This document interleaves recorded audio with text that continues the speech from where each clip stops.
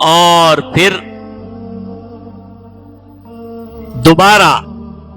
بنو امیہ ہی کی خلافت میں، بنو امیہ ہی کی حکمرانی میں پھر ایک زمانہ آیا، یزید ابن معاویہ نے خاندان بنو امیہ کی سلطنت کا آغاز کیا 61 ہجری میں، 61 ہجری میں، اور پھر جو کچھ ہوا وہ تاریخ کا حصہ ہے۔ لیکن 38 سال کے بعد 38 اللہ رب العزت نے پھر ہمیں دکھایا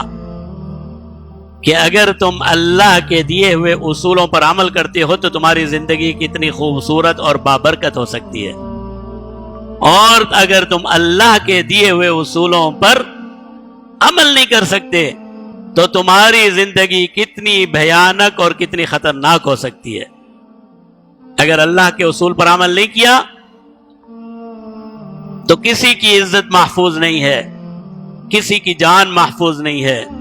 کسی کا مال محفوظ نہیں ہے، کسی کی حرمت محفوظ نہیں ہے، کسی کا گھر محفوظ نہیں ہے۔ آج یہی ہو رہا ہے نا ہمارے ساتھ۔ کیا معلوم ہمیں بھئی کیا ہو جائے یہاں پر؟ ویسے تو موت اللہ کی طرف سے مقرر ہوتی ہے، کوئی زبردستی تو نہیں لے سکتا، لیکن شر پسندی، قتل و غارت گری، دہشت گردی، یہ ساری لعنتیں ہمارے معاشرے میں موجود ہیں۔ کوئی پتہ نہیں کب کیا ہو جائے۔ اگر اللہ کے احکامات پر عمل نہ کیا جائے تو نہ عزت محفوظ رہتی ہے، نہ جان محفوظ رہتی ہے، نہ مال محفوظ رہتا ہے، نہ اولاد محفوظ رہتی ہے، کچھ بھی محفوظ نہیں ہے۔ یزید ابن معاویہ نے 61 ہجری میں خاندان بنو امیہ کی حکومت قائم کی، اور اس کے 38 سال کے بعد یا 39 سال کے بعد اسی خاندان بنو امیہ کا ایک حکمران، 8واں حکمران یا 9واں حکمران عمر بن عبدالعزیز، جنہیں ہم خلیفہ خامس کہتے ہیں، جنہیں ہم کیا کہتے ہیں؟ خلافت راشدہ کا یہ تسلسل ہے۔ عمر بن عبدالعزیز ایک اللہ والا،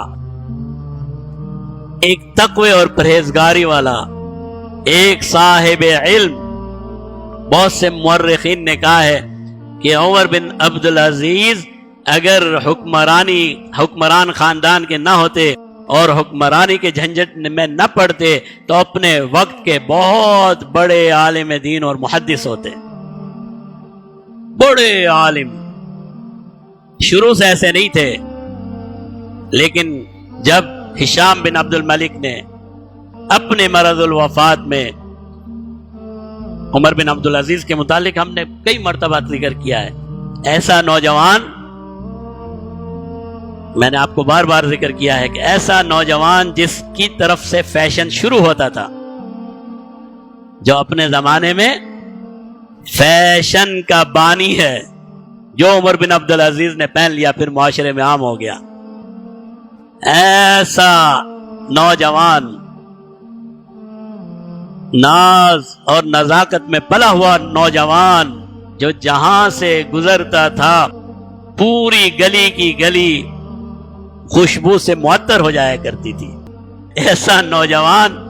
جو ایک مرتبہ جو لباس پہن لیتا تھا پھر زندگی میں کبھی دوبارہ نہیں پہنتا تھا،